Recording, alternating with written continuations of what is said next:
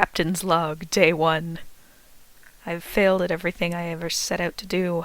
Now I'm testing my microphone to see if it is the one thing in my life that will work.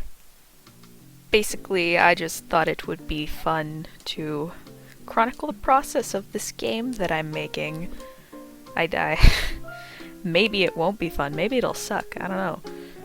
Trying it though. Step 1, the name. The name is the most important part of your project, obviously, which is why I started with it. Everything else is secondary. So, that was a joke. The actual reason I started with a name is because I have folders to name, and I don't want to have to change them. As you can see, Fool's Errand has been the working title for a while. I mean, you know, I appreciate a pun, but like, it's kind of confusing. You could think it says Fool's Errand, and then people will look that up and they'll be like, whoa, that's not a game. Maybe it is a game. I should check that. Abyss Tango was also a consideration. Don't ask me how I got onto that. Actually, I'll tell you. It's because Limbo, the game takes place in some sort of purgatory afterlife type thing. So I had Limbo as one of the things, and then it's like, oh wait, Limbo is the dance that you do when you go under the pole, thing. So then I was like, oh, what if other types of dances? In my search for other dances, I considered Abyss two-step. So I looked up what that was, and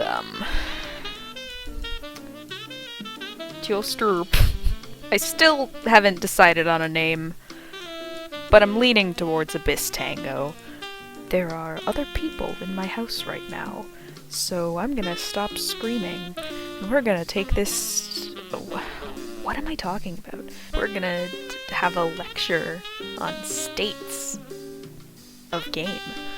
So, basically, no, not basically, logic, question mark. Each rectangle is a different state, and it has different things that will happen, or be true, or not be true, or exist, you know, if the game is in that state, basically. Now, if you have made a video game before, you know this, so I'm being useless. Cool.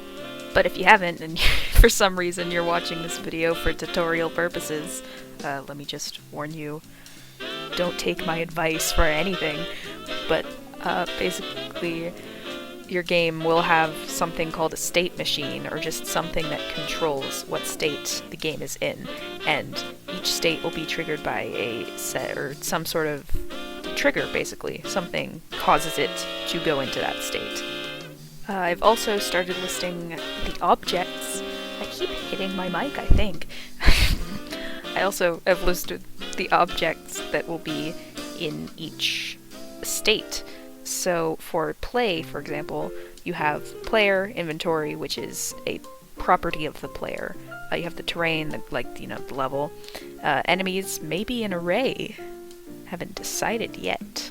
You also have the items that exist. Not really sure what I was thinking there.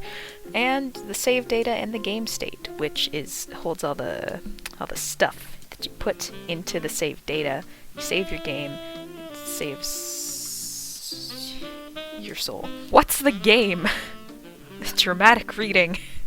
You are a spirit trapped in the abyss, afterlife for thieves and rogues. You descend to the deeper levels to get fool's gold, the currency of abyss. Being a spirit, your physical form is weak, and mist is the only way to strengthen it.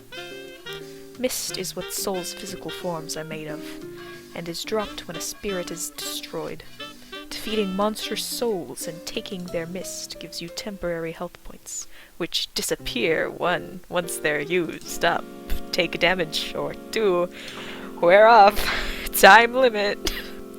Kinda lost towards the end there. In the game, there are 6 main things you can do.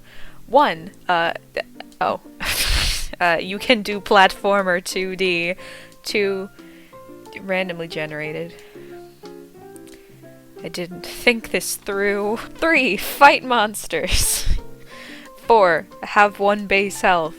The other ones are fake. 5. Get loot. 6. Die. So tell me in the comments if you'd play a game called Abyss Tango. I'm doing some market research. And, yeah, that's all I've got.